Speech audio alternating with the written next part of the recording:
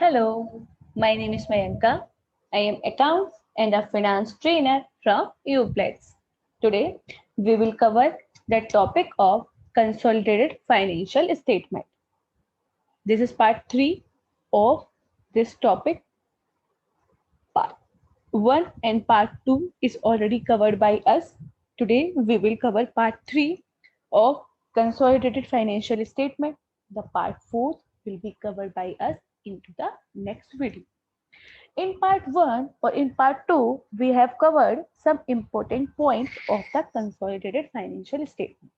Just like what is consolidated financial statement, what is the group company, what is the subsidiary company, what is the holding company, purpose of consolidated financial statement, components of consolidated financial statement, what is the goodwill and capital reserve and how to calculate the amount of goodwill, adjustment of dividend, adjustment of revaluation of assets, calculation of minority interest, and all other important points of such topic. In this video, we will cover all other relevant points of consolidated financial statement. Now, we will start our video. Consolidated financial statement part 3. Now, we will discuss the preparation of consolidated balance sheet. We will discuss how to prepare the consolidated balance sheet. While preparing the consolidated balance sheet, the assets and the liability of the subsidiary company are merged with those of holding company. Is that when we prepare the consolidated balance sheet, in this case, all the assets of the subsidiary company and all the liabilities of the subsidiary company are merged with the assets and liabilities of the holding company. Capital, share capital and the reserve and surplus of the subsidiary company are apportioned between holding company and minority shareholder. The amount of share capital and the reserve and surplus of the subsidiary company are apportioned. It should be apportioned or it will be divided between the holding company and minority company or minority shareholder. These items, along with the investment of the holding company in the share of subsidiary company, are not separately shown in the consolidated balance sheet. Is that the item along with the investment of holding company and share in subsidiary company are not separately shown in the consolidated financial statement. The net amount which is resulting from various computation, the net amount which is calculated from the various computation on these items such as minority interest, cost of control, holding cost or holding companies share in post acquisition profit of the subsidiary company and and all other adjustments are entered into the consolidated financial statement or consolidated balance sheet. Is there the net amount which is resulting from the various computation, just like majority interest, cost of control, holding companies, post acquisition profit, and all other items are required to be shown in the consolidated balance sheet too.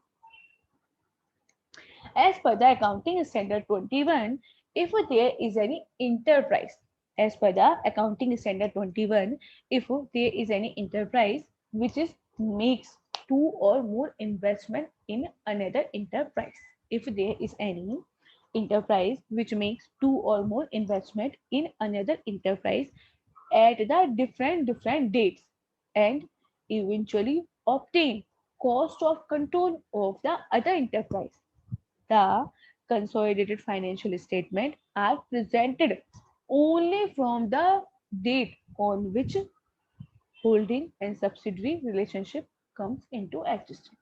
Is that, for the example, there is a company which hold the shares of another company.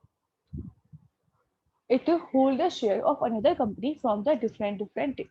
But but recently it has it has purchased the investment of the another company, and from this date it is considered as holding company, because it hold more than 50% share of such company. So the financial statement or the consolidated financial statement are prepared only from the date on which holding and the subsidiary relationship come into existence. If there are two or more investment are made, if there are two and more investment are made over the period of time, the equity of the subsidiary at the date of investment for the purpose of accounting standard 21 is generally determined step by step basis. If there is any organization which make two and more investment over the period of time, then the equity of subsidiary at the time of investment is to be calculated according to the accounting standard 21, and it is to be calculated step by step. However, if small investments are made over the period of time and then an investment is made that result in control, the date of latest investment as a practicable method may be considered as the date of investment. For the example, from the following balance sheet of H Limited, there is the balance sheet of H Limited and the subsidiary S Limited, which is drawn up 31st March 2011. Prepare the consolidated balance sheet as at that date, having regard to the following. It said there is a requirement to there is a requirement to prepare consolidated balance sheet of H Limited on the basis of such following information: reserve and profit and loss account of S Limited, reserves and the profit and loss account as of the S Limited at 25,000 and 15,000 respectively on the date of acquisition of 80% share by H Limited on 1st April 2020.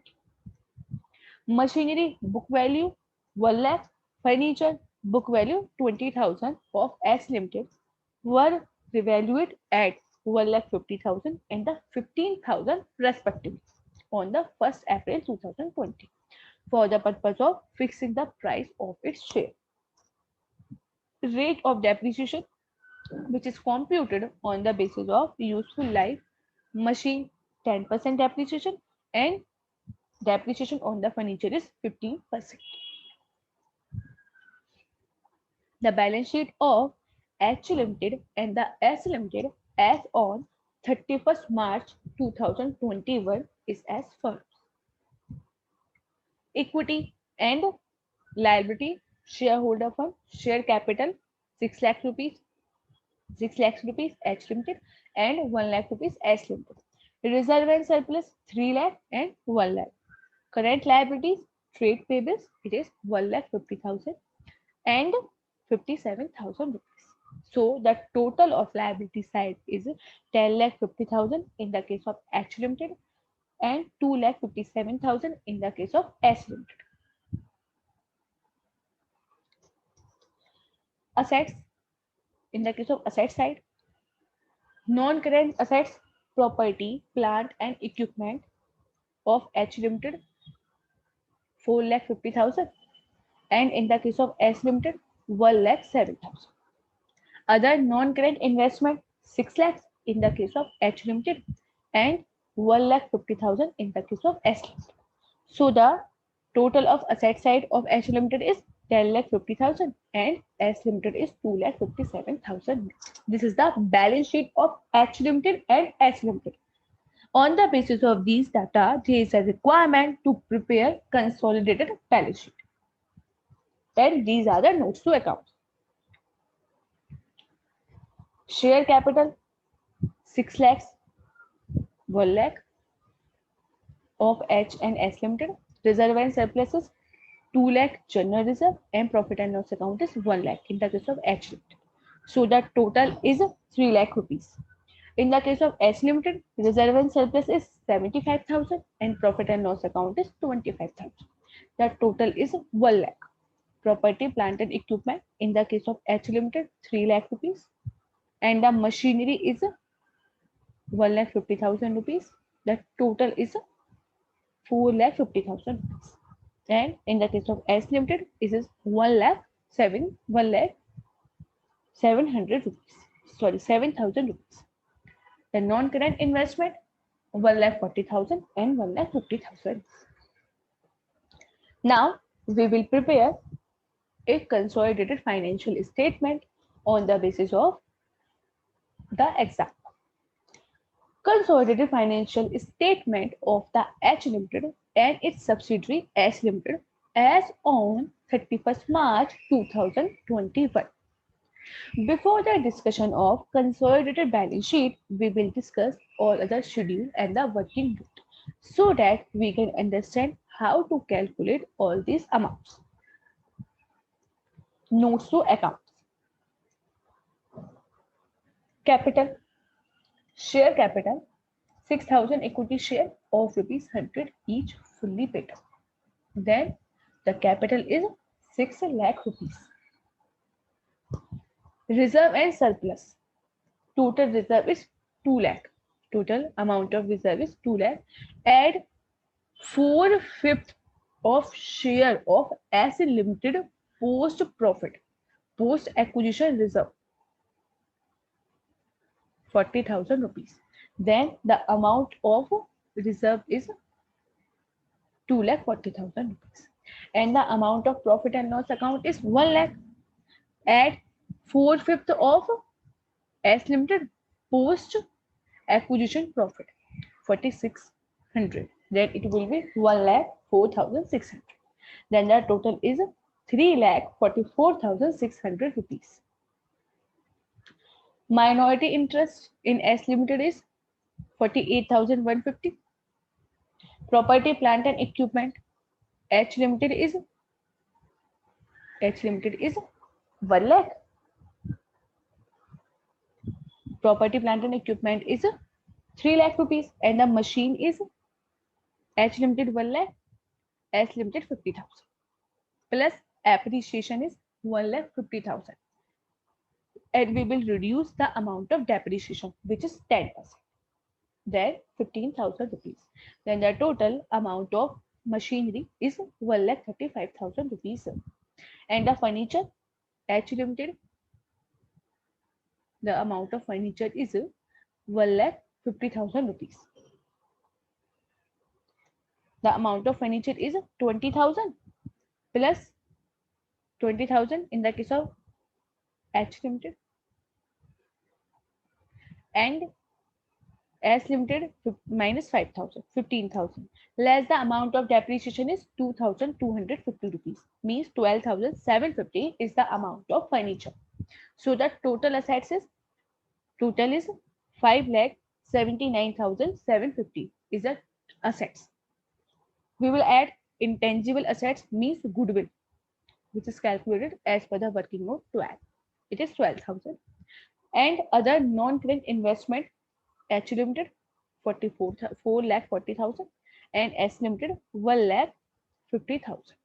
So total is 5,90,000 rupees is the total amount of non-current investment. Now we will discuss some working note. First, we will calculate pre-acquisition profit and pre-acquisition reserve of S Limited. Total amount of reserve is 25,000 and profit and loss is 15,000. The total is 40,000. H Limited 1/5 or 80% of 40,000 because H Limited hold 80% share. So 32,000 is of H Limited and minority interest is 8,000. Plus, now we will calculate profit on revaluation of assets of S Limited. Profit on machine 1,50,000 minus 1 lakh, it is equal to 50,000. And loss on furniture is 5,000. So the total is 55,000 revaluation profit. The revaluation profit is to be bifurcated between H Limited and minority interest. 80% of H Limited means 36,000 and 20% of minority interest, means 9,000. So this is the bifurcation of profit on revaluation of assets. Post acquisition reserve of S Limited. Post acquisition reserve of S Limited. So the post acquisition reserve is, total reserve is 75,000 minus pre acquisition reserve is 25,000. So the post acquisition reserve is 50,000. The part of H Limited is 50,000 into 80%. Then it will be 40,000 rupees of reserve of H Limited, and 10,000 is in minority interest. Post acquisition profit for the S Limited, the balance of profit is 25,000 and pre acquisition profit is 15,000. So the 10,000 is the post acquisition profit. Now we will add excess depreciation, which is charged on the furniture. 5,000 into 15% is equal to 750 rupees. And we will reduce under depreciation less the amount of depreciation. 50,000 revaluated profit into 10%, 5,000. So adjusted profit, adjusted post acquisition profit is 5,750 rupees. So the 80% of 5,750 rupees is 4,600. It is a part of H Limited, and 1,150 rupees is the part of minority interest. Means 20% is the part of minority interest. So the minority interest is paid up share capital. Paid up value of share is 20,000. Means 20% of paid up share capital, which is held by the outsider. Held by outsider, we will add 1/5 of pre-acquisition profit and the reserve, or 1/5 share of profit and revaluation, 1/5 share of post-acquisition reserve, and 1/5 share of post-acquisition profit. So the total amount of minority interest is 48,150 rupees.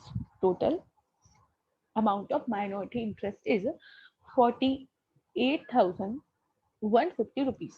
Now we will discuss cost of investment or cost of control. The price paid by the H Limited for the 800 share is 1,60,000. 1,60,000. Paid up value, intrinsic value of share is a paid up value of 800 share of by H Limited into 100 rupees. And the 80% is 80,000 plus 80% of pre-acquisition profit and loss or reserve 32,000 and 36,000. So it will be 1,48,000 and the value of investment is 1,60,000. So the 12,000 is the amount of goodwill. So the 12,000 is the amount of goodwill. Now we will discuss the final consolidated balance sheet. So the capital reserve is, the share capital is 6 lakhs. The amount of share capital is 6 lakh rupees.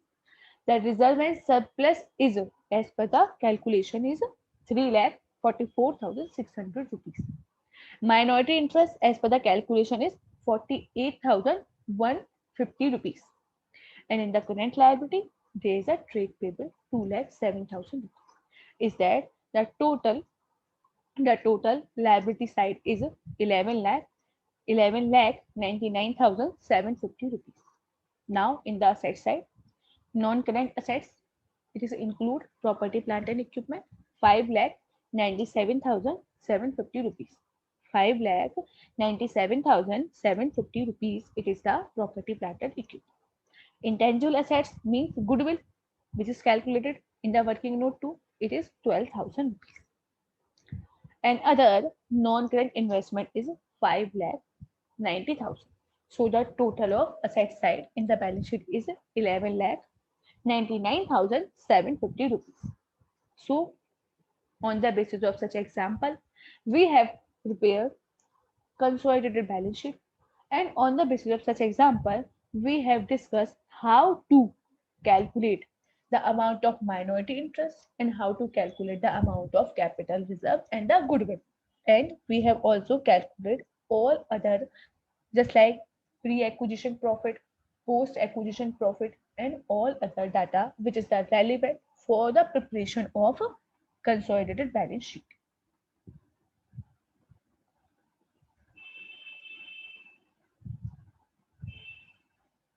Now we will discuss the elimination of intra-group transaction.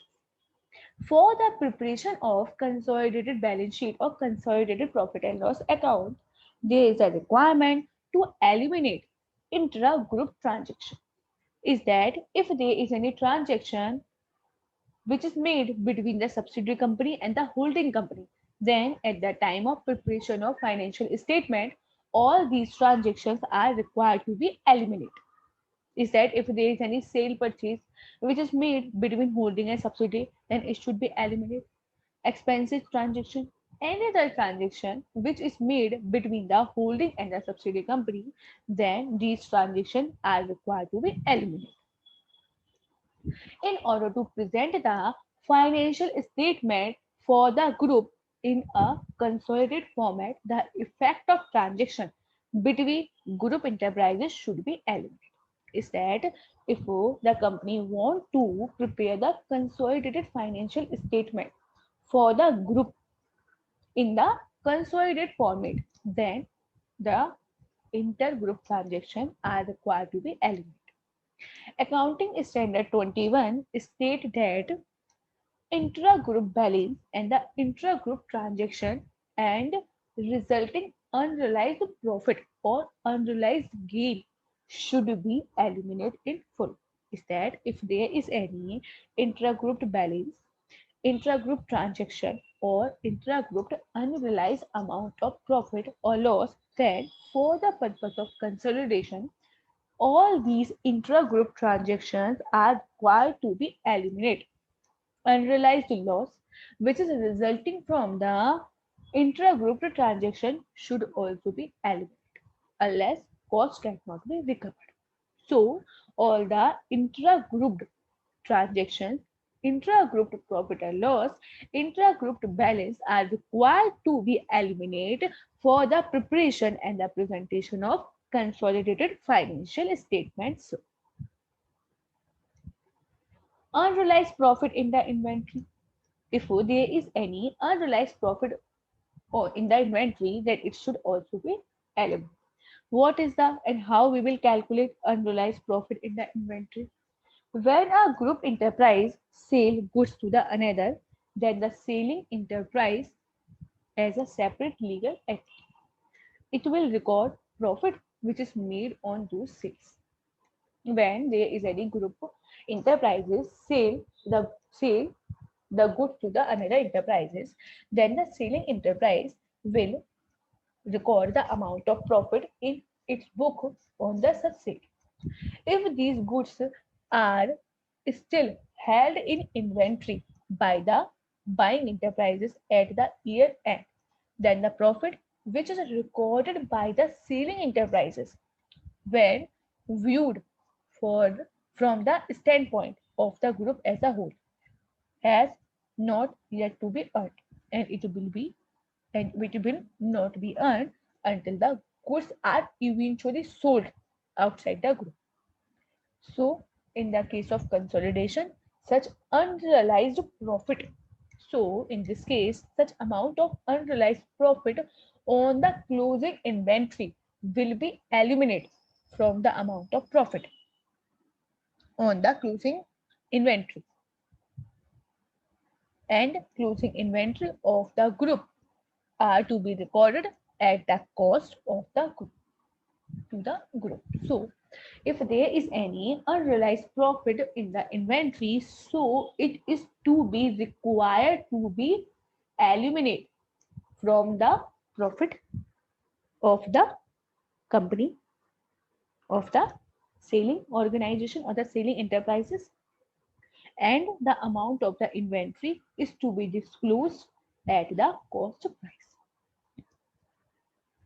Here, the point to be noted that one has to be seen whether the intra-group transaction is upstream transaction or it may be downstream transaction.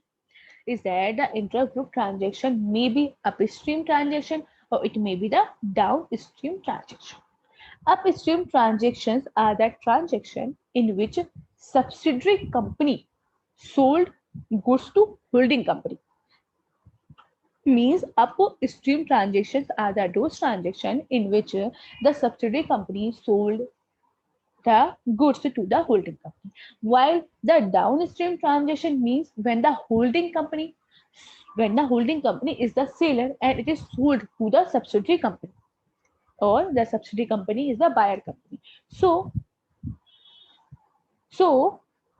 there there are some intra-group transactions which are downstream or it may be the upstream.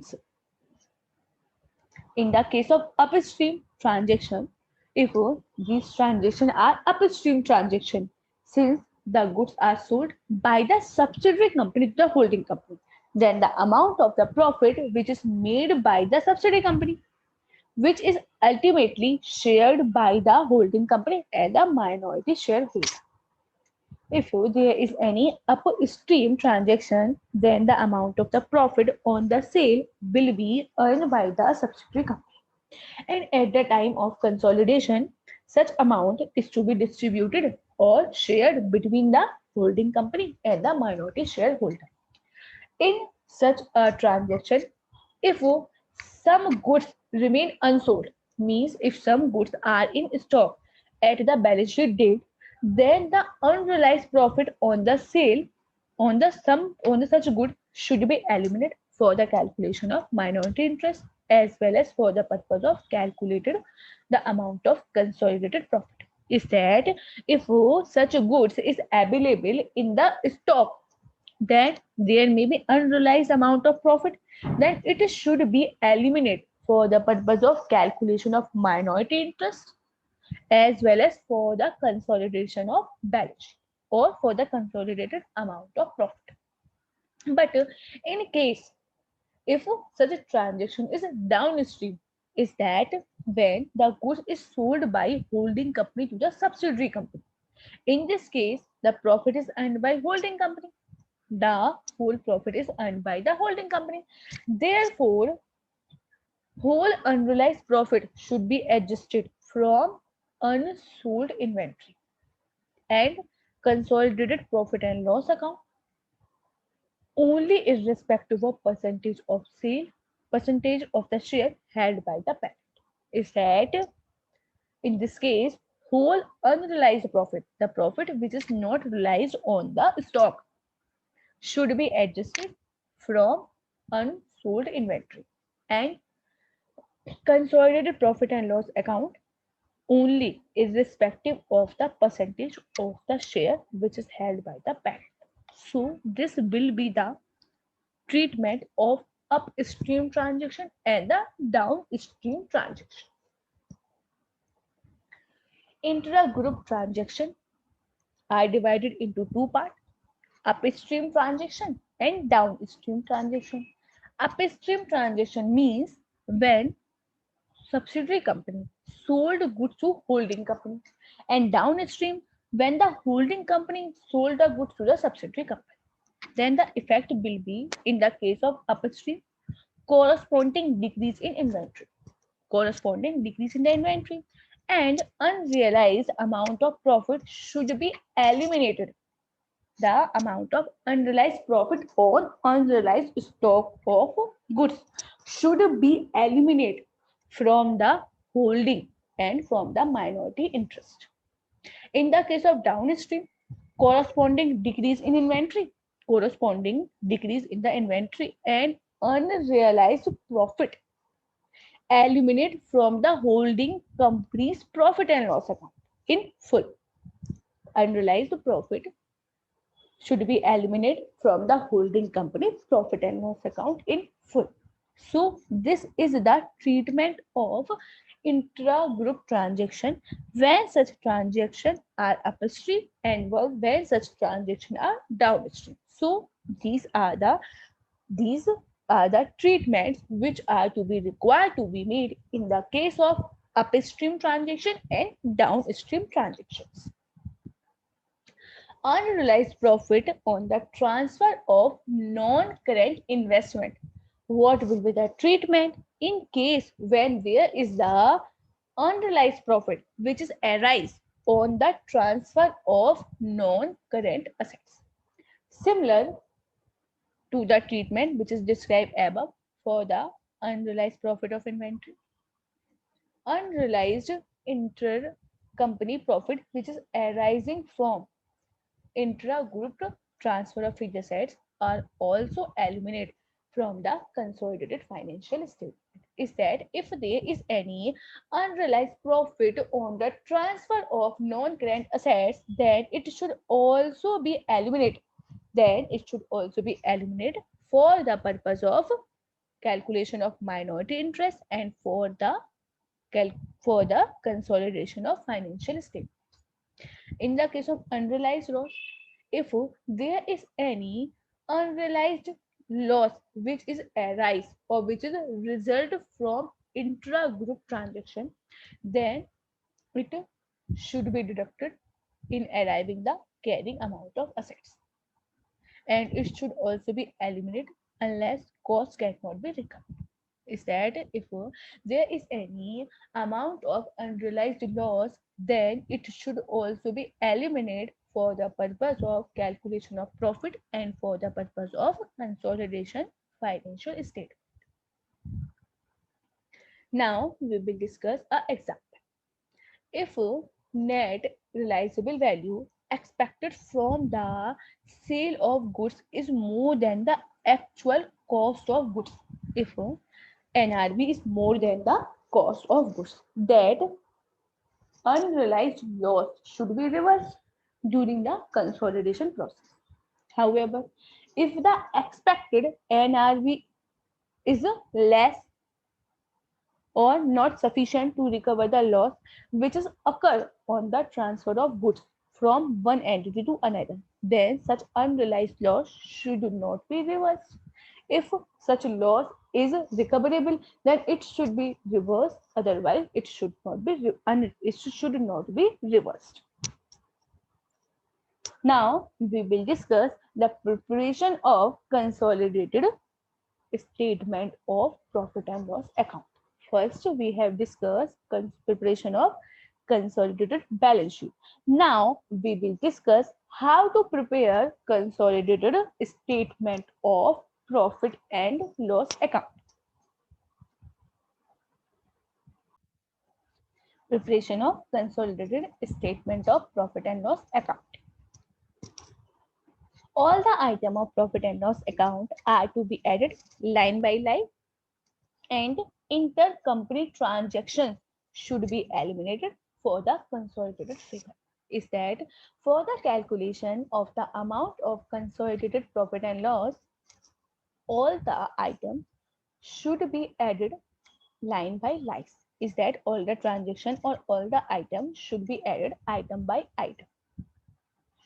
If there is any intercompany transaction, then it should be excluded or it should be eliminated for the calculation of profit. For the example, a holding company may sell goods or the services to its subsidiary and receive consulting fees, commission, and the royalty. These items are included in the sale and the other income of holding company and in the expenses, which is in the expenses item of the subsidiary. Alternatively, the subsidiary may also sell goods and services to the holding company. So these intercompany transactions are required to be eliminated in full. So all these inter-group transactions are required to be eliminated from the statement full. If these remains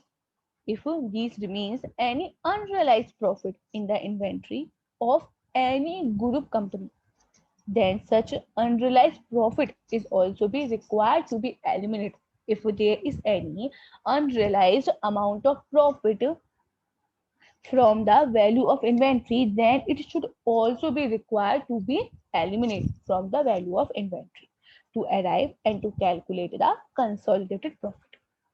If there is any intergroup transaction of any income or of any expenditure, then it should be eliminated in full for the calculation of consolidated profit. And if there is any unrealized profit in the inventory, then it should also be eliminated for the calculation of consolidated profit. Now we will discuss it by the way of example. H Limited and its subsidiary S Limited provide the following information for the year ended 31st March 2030.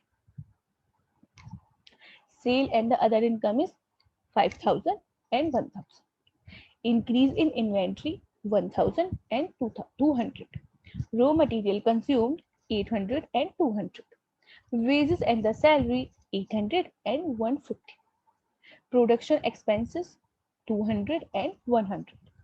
Administrative expenses 200 and 100. Selling and distribution expenses 250. Interest 150. Depreciation is also 150. Other information: S Limited sold goods to S Limited of rupees 120 lakh at cost plus 20% profit. Inventory of S Limited includes such goods valuing 24 lakh rupees. Administration expenses of S Limited include 5 lakh paid to H Limited as consulting fees. Selling and the distribution expenses of H Limited include 10 lakh, which is paid to S Limited as commission. H Limited holds 80% of equity share of 1,000 lakh in S Limited prior to 2011 and 12. H Limited took credit in its profit and loss account the apportionate amount of dividend which is declared and paid by the S Limited for the year 2011 and 12. On the basis of these information, prepare the consolidated statement of profit and loss account. So there are many inter-group transactions, and all these intergroup transactions are required to be eliminated for the calculation of consolidated amount of profit. Now we will prepare a consolidated statement of profit and loss account. Consolidated statement of profit and loss account of H Limited and its subsidiary S Limited for the year ended 31st March 2030. The amount for before discussion the consolidated statement of profit and loss account, first we discuss the working notes and the schedule so that we can understand how to calculate these amounts. First, we will discuss working notes or notes to accounts. Number one, revenue from operation. First, we will discuss revenue from operation. Sale and other income. H Limited 5,000 and S Limited 1,000. H Limited 5,000 and the S Limited 1,000 rupees. The total is 6,000. The total amount of sale and the total amount of income is 6,000. Less intercompany sales. There is a intercompany sale which is 120 lakh. And we will also reduce the consulting fees which is received by H from S5 and commission which is received by S from H10. Then the total amount of revenue from operation is 5,864. Cost of material consumed in the case of H it is 8,800. In the case of S it is 200. The total is 1,000 less purchased by S from H 120. Then it will be 880 total cost of material consumed. And direct expenses in the case of H Limited it is 200 And in the case of S Limited, it is 300. Sorry, 100. Then the total is 300 rupees. And change in inventory of finished goods. Change in inventory of finished goods. In the case of H Limited, it is 1000, and in the case of S Limited is 2000. Sorry, 200. Then the total is 1200. Less unrealized profit. Less the amount of unrealized profit, which is 24 lakh. This is the inventory into 20%. 20 divided by 120, because there is the profit is 20%. So it will be 4 rupees. 4. Then we will reduce such unrealized profit, and the amount of change in the inventory of finished goods is 1196. Employee benefit and expenses. Employee benefits and the expenses. Wages and salary. H Limited is 800 and S Limited is 150. So total is 950. Finance cost, interest. In the case of finance cost, the interest is H Limited is 100 and S Limited is 50 rupees. So total is 150 rupees. Depreciation, in the case of H Limited, it is 100, and in the case of S, it is 50, means 150. So the total is, so this is the total is 535. No. Other expenses, administrative expenses, H Limited is 200 and S Limited is 100. It is total 300, less consulting fees, which is received by H from S. 5, it is equal to 295. Selling and distribution overhead or selling and distribution expenses, H Limited 200, S Limited 50, means 250, less commission, which is received by S Limited from H Limited, 10 rupees. Then it is 240 rupees. Then the total is 535. And tax expenses, in the case of H Limited, 1200, and in the case of S Limited, it is 200. So 1400 is the amount of tax expense. Now we will discuss main solution. Revenue from operation is, as per the calculation, is 5865, and the expenses are cost of material consumed is 1180 rupees. Change in inventory of finished goods 1196. Employee benefit expenses 950. Finance cost 150. Depreciation and amortization expenses is also 150. Other expenses 535. So the total amount of expenses is 1769 rupees. So the profit before tax is 4096 rupees. So on the basis of such example, we have discussed how to calculate the amount of consolidated profit, how to prepare consolidated statement of profit and loss account, and how to calculate the consolidated profit and loss. On the basis of such example, we have discussed how to eliminate all the intergroup transaction or inter-transaction which is made between the holding and the subsidiary company, and how to calculate unrealized profit from the amount of inventory. So on the basis of such example, it is clear how to consider all the transaction which is made between holding and subsidiary, and how to eliminate the effect of these transactions, and how to calculate the amount of consolidated profit and loss account. So on the basis of such discussion, we have discussed consolidated balance sheet and the how to prepare consolidated financial statement. This is part 3, which is covered by us in this video, in which we have discussed some more important topic of such a concept. Thank you so much for watching this video. There is also another part, consolidated financial statement part 4, which will also be discussed by us in the next video. Kindly consider all the parts of such topic so that you can properly understand the concept of consolidated financial statement. Thank you so much for watching this video. Okay, bye bye and have a nice day.